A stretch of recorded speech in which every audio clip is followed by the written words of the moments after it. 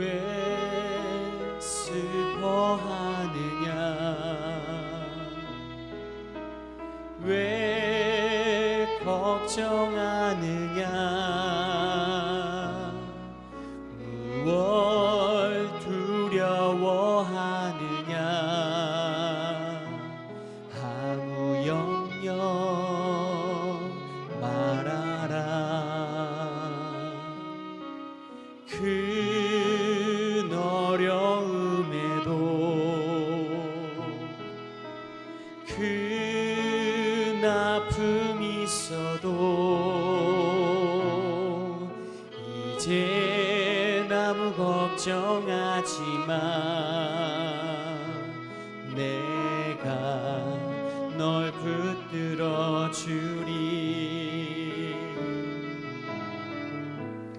내가 너와 항상 함께 하리라 내가 너를 지키리라 실망치 말고 나를 보아라 나는 너의 하나님이라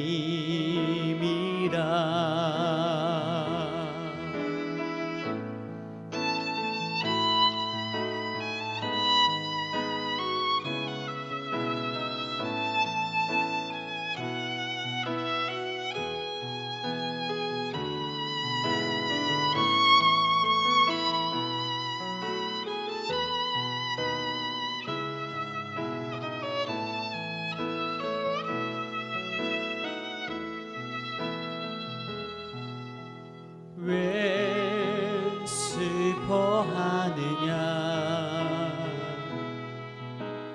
왜 걱정하느냐 무얼 두려워하느냐 아무 염려 말아라 큰 어려움에도 큰 아픔이 있어도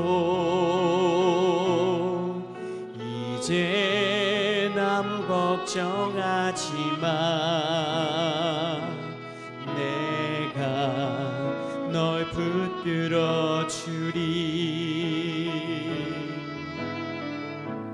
내가 너와 항상 함께 하리라 내가 너를 지키리라 실망치 말고 나를 보아라 나는 너의 하나님이라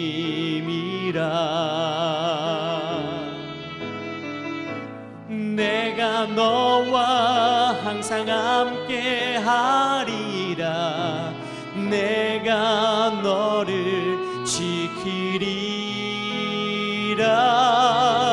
실망치 말고 나를 보아라 나는 너의 하나님이라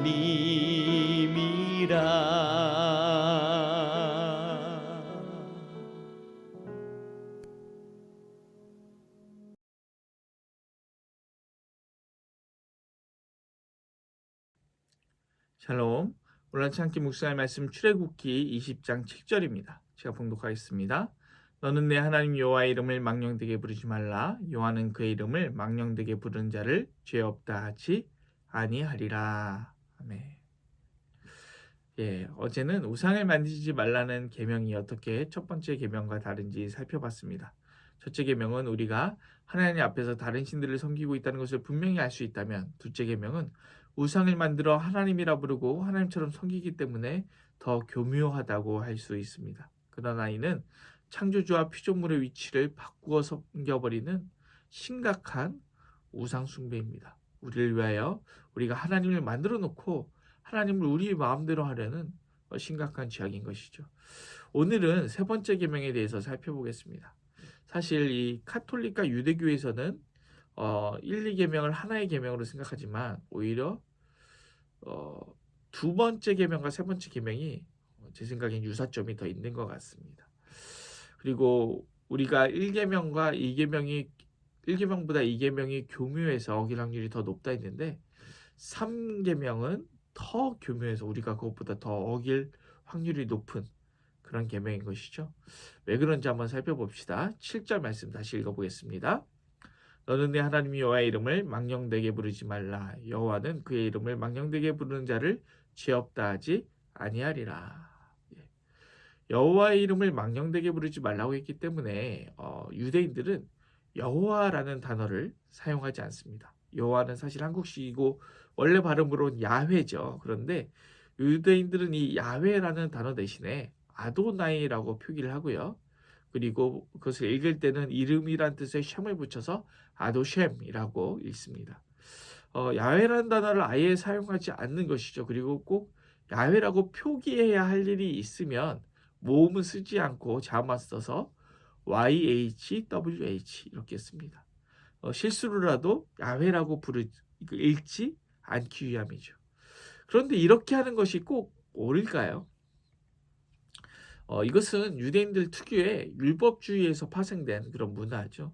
유대인들은 자신들이 율법을 지키지 않았기 때문에 유다가 망했고 또 율법을 지켜야 메시아가 오신다고 믿었습니다. 그래서 그들은 Pence of Law라는 걸 만들었습니다. 번역하면 율법 울타리인 거죠. 율법의 범주보다 훨씬 큰 울타리를 만들어서 율법을 어길 만한 요소를 다 제거해 버리는 것입니다. 오늘 말씀에 망령되이 부르지 말라이 부르다는 사실은 부르다라는 의미보다 올리다라는 의미가 가장 많은데 이 의미가 너무 포괄적이어서 하나의 뜻으로 번역되지 않고 성경 안에서 용례만 수백 가지가 됩니다. 이 다른 말로 100가지 이상의 말로 번역이 되는 거죠. 그런데 우리가 이걸 이렇게 생각하면 편합니다. 너는 그 말을 입에 올리지도 마. 입에 올리지도 마. 그런 말 쓰죠. 그런 의미인 것입니다. 여호와의 이름을 입에 올리지 마라는 것이죠. 그런데 아예 올리지 말라는 것이 하나님의 말씀의 내용입니까? 그렇지 않습니다. 망령되이 올리지 말라는 것이죠. 유대인들은 모든 율법을 어길 가능성을 제거하기 위해 망령되이는 빼버리고 아예 올리지 마 이렇게 해버린 것이죠. 그런데 이것이 맞을까요? 저는 이것이 맞지 않다 생각합니다. 주기도문의 처음이 어떻게 시작합니까? 하늘에 계신 우리 아버지여 이름이 거룩히 여김을 받으시오며 망령되이의 반대는 하나님의 이름을 거룩히 여기게 하는 것입니다. 단순히 하나님의 이름을 언급할 모든 가능성을 차단하는 것이 세 번째 계명을 지키는 것이 아닌 것이죠. 우리는 주일에 담임 목사님 설교 말씀을 통해서 하나님의 언약 공동체에 들어가는 조건이 선민의식과 율법주의가 아님을 우리가 배웠습니다. 유대인들이 행했던 율법주의를 답습한다고 해서 3계명을 지키는 것이 절대로 아니죠. 오히려 여호와 이름을 거룩하게 하는 것이 이 세 번째 계명을 적극적으로 지키는 것입니다. 그렇다면 이 망령되이가 중요한 것이 이 망령되이는 도대체 무슨 의미일까요? 이 망령되이라는 것의 의미의 가능성도 굉장히 많습니다. 대표적인 뜻은 비어있다라는 어떤 의미인데요. 허망하게, 허탄하게, 무의미하게, 헛되게, 비어있게 이런 의미가 되겠습니다. 그렇다면 이렇게 망령되게 일컫는 것의 예는 무엇이 있을까요? 그동안 이 망령되이를 해석해온 역사라든가 또 성경, 또 고대근동 문화, 또 현대의 문화에 몇 가지 예들이 있습니다. 먼저 현대적으로 보면 욕에 사용하지 않는 것이죠. 이 외국 욕에 보면 욕에 하나님의 이름을 쓰는 경우가 많습니다. 예를 들어서 오 마이 갓 이렇게 쓰죠. 예를 드는 겁니다. 갓댐, 홀리 신, 지저스 크라이스트 이렇게 신성한 이름으로 욕을 하는지 모르겠어요. 그렇게 하죠. 이것이 하나님의 이름을 거룩하게 쓰는 것은 분명히 아니겠죠. 망령되이 쓰는 것입니다. 그런데 이것만이 망령되게 쓰는 것이라고 한다면 조금 유치하기도 하고 그 의미가 작아지기도 하고 또 우리가 이거는 마음먹고 이게 그냥 지키면 되죠. 예. 만약에 그렇게 간단한 것이 이 계명의 의미라면 이 계명은 유명무실한 계명이 될 것입니다. 또 다른 예로는 하나님의 이름으로 맹세하거나 법정에서 증언하는 것입니다. 예를 들면 우리도 어린 시절 조금 저급하게 놀 때, 철없을 때 서로의 뭐 진실을 가릴 때 "너 부모님 걸고 맹세할 수 있어?" 이런 참람한 짓을 하기도 하죠. 이 진실 여부를 떠나서 불경하잖아요. 하나님의 이름을 그렇게 사용하지 말라는 것입니다. 또 고대 근동에서는 상대방을 저주할 때 신의 이름을 가지고 저주하기도 합니다. 대표적인 예가 이세벨이 엘리야를 저주한 것인데요. 열왕기상 19장 2절입니다. 이세벨이 사신을 엘리야에게 보내어 이르되 내가 내일 이맘때에는 반드시 네 생명을 저 사람들 중 한 사람의 생명 같게 하리라. 그렇게 하지 아니하면 신들이 내게 벌 위에 벌을 내림이 마땅하니라 한지라. 예. 사신을 보내어서 이제 엘리야에게 이제 죽은 바알 선지자들의 처지와 같이 만들겠다. 그렇지 않으면 신들이 내게 벌 위에 벌을 내림이 마땅하다. 이렇게 말하는데요. 이것이 바로 신의 이름을 건 저주입니다. 그냥 협박하는 게 아니죠. "내가 너 반드시 죽일 거야."라고 그냥 물리적 협박을 하는 게 아니라 아마 사신이 들고 갔던 그 문서에는, 직접 간 게 아니니까 사신이 갔으니까요. 그 문서에는 이세벨이 섬기는 신의 이름으로 아마 저주가 쓰여져 있었을 것입니다. 일종의 주술인 것이죠. 하나님께서는 여호와 이름이 이러한 저주 주술의 도구로 사용되는 것을 원하지 않으십니다. 그것이 하나님의 속성과는 다르기 때문이죠. 또 다른 예로는 하나님의 이름으로 거짓 예언하는 게 있습니다. 예레미야 27장 15절입니다. 이는 여호와의 말씀이니라. 내가 그들을 보내지 아니하였거늘 그들이 내 이름으로 거짓을 예언하니 내가 너희를 몰아내리니 너희와 너희에게 예언하는 선지자들이 멸망하리라. 하나님께서는 거짓으로 예언하는 선지자들을 싫어하십니다. 사실 성경에 많은 이 거짓 예언하는 선지자들이 있죠. 그런데 사실 이 원문에 거짓 선지자라는 단어는 존재하지 않습니다. 선지자가 거짓으로 예언했다라는 말만 있죠. 즉 선지자 자체는 중립적인 것입니다. 그런데 그 선지자가 하나님의 말씀을 대언하느냐 아니냐가 중요한 것이죠. 예를 들어서 요나는 당시에 이미 잘 나가는 선지자였고 이미 아주 큰 일들을 이렇게 예언해서 맞춘 스타 선지자였습니다. 그런데 그가 이제 하나님의 명령에 따라 니느웨가 멸망할 것을 예언했는데 하나님께서 니느웨 백성들의 회개를 들으시고 불쌍히 여겨서 멸망시키지 않으시죠. 요나는 니느웨가 멸망한다 했는데 멸망하지 않았으니까 요나는 거짓 선지자인가요? 아닙니다. 왜 아니죠? 하나님의 말씀을 대언했으니까 그 예언이 성취되지 않았어도 참 선지자인 것이죠. 반대로 선지자가 어떤 말을 해서 그 예언이 성취되었다고 해서 그가 참 선지자인 것은 아니죠.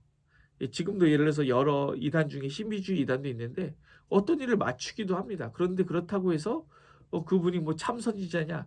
그런 게 아니죠. 그냥 예측을 잘할 수도 있고 예를 들어서 확률이 뭐 1대1인 게 있으면 둘 중에 하나면 맞추는 건데 그것을 이제 뭐 참 선지자다 이렇게 말할 수 있는 것이 아닌 것이죠. 거짓 선지자와 참 선지자의 구분은 예언이 성취됐냐 아니냐가 아니라 하나님의 말씀을 하냐 안 하냐. 바로 그것인 것입니다. 우리는 이렇게 여호와의 이름을 망령되이 일컫는 것의 종류가 여러 가지가 있구나 이렇게 알게 되었습니다. 이 간단한 문제가 아니죠. 그렇다면 이렇게 왜 여호와 이름을 망령되이 일컫는 일들이 일어나는 것일까요? 그것은 바로 두 번째 계명과 같은 이유입니다. 두 번째 계명의 핵심은 단순히 피조물의 형상을 만드는 것이 아니었죠. 너를 위하여 새긴 우상을 만들지 말아라 라는 것이었습니다. 이스라엘 백성들은 아론에게 우리를 위하여 신을 만들어내라 라고 요구한 것이죠. 세 번째 계명도 마찬가지입니다. 자신의 이익이나 신념이나 가치를 위해서 하나님의 이름을 함부로 사용하는 것을 하나님은 싫어하십니다. 하나님은 하나님의 뜻을 위하여만 자기 이름을 사용하길 원하십니다. 제가 얼마 전에 학내 사태 때 수업거부 찬성파와 반대파가 싸울 때 성경 말씀은 이용하지 말자라고 예를 들었습니다. 왜냐하면 이게 찬성과 반대를 위해 성경을 인용하다가는 이 세 번째 계명을 어길 가능성이 높아지기 때문이죠. 정치 문제에 있어서도 마찬가지입니다. 제가 지난 대선 때 이제 개표 결과가 나오기 전에 수요 설교에 들어왔는데 정치는 좌파 우파 두 개만 있는 것이 아니라 정치 사역에 따라 30여 개의 분파가 있다고 말씀드렸습니다. 그리고 그 모든 분파에는 성경의 가치와 일부 일치하는 부분이 다 조금씩 있다고 말씀드렸습니다. 다 조금씩 일치하는 거예요. 그래서 어느 정치 이론이 무조건 성경적이고 어느 정치 이론이 무조건 반성경적이고 라고 말할 수는 없다는 것입니다. 개인이 하나님의 말씀 앞에서 순수하게 느끼는 신념에 따라 자유롭게 선택하고 지지할 수 있습니다. 그러나 그것이 어떤 것이 하나님의 뜻이라고 말하는 순간 하나님의 이름을 망령되이 일컫는 것이 되고 마는 것이죠. 그 대표적인 예가 정강훈 아니겠습니까? 뭐 하나님 까불면 죽어 이런 참담한 말을 하지 않습니까? 하나님의 이름을 망령되이 일컫는 것의 대표적인 예라고 할 수 있습니다. 그렇다면 우리는 어떻게 해야 될까요? 우리가 다시 한번 주기도문을 떠올려 봅시다. 하늘에 계신 우리 아버지여, 이름이 거룩히 여김을 받으시오며. 하나님의 이름을 우리는 거룩하게 사용해야 합니다. 예레미야에는 거짓 선지자에 대해 규탄하는 말씀이 많습니다. 그런데 왜 그렇게 거짓 선지자에 대해서 규탄하는 것이 많을까요? 이것은 하나님의 이름으로 말하는 것에 대한 예레미야의 갈망을 통해서 우리가 한번 확인해 볼 수 있는데요. 예레미야 20장 9절 말씀 읽어보겠습니다. 내가 다시는 여호와를 선포하지 아니하며 그의 이름으로 말하지 아니하리라 하면 나의 마음이 불붙는 것 같아서 골수에 사무치니 답답하여 견딜 수 없나이다. 예레미야는 여호와를 선포하지 않는다면, 여호와의 이름으로 말하지 않는다면 마음이 불붙는 것 같아 골수에 사무친다 했습니다. 답답해서 견딜 수가 없다고 했습니다. 여호와 하나님의 이름을 전하기 위해 이러한 갈망이 있어야 하는 것이죠. 유대인들이 율법 울타리를 쳐서 여호와의 이름을 절대로 말하지 않는다고 해서 메시아가 오거나 하나님 나라 언약 공동체에 들어갈 수 있거나 하나님 나라가 오는 것이 아닙니다. 오히려 예레미야 같이 사무치는 마음으로 여호와의 이름을 세상에 외쳐야 하는 것이죠. 여호와의 이름으로 말하지 않으면 견딜 수 없어야 합니다. 욕을 하거나 거짓 맹세를 하거나 저주를 하거나 거짓 예언을 하거나 나의 욕망이나 소망을 여호와 이름에 투영하여 말하지 않아야 합니다. 오히려 하나님 나라의 복음과 진리의 말씀을 전해야 하고 그것이 우리가 받은 사명인 것이죠.